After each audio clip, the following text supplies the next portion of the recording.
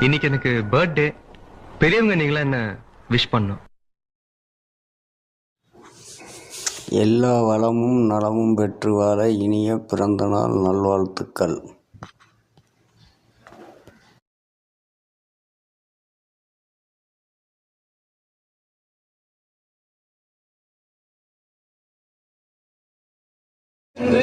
கடலையே கடந்த போதில் அதில் வரும் நஞ்சையே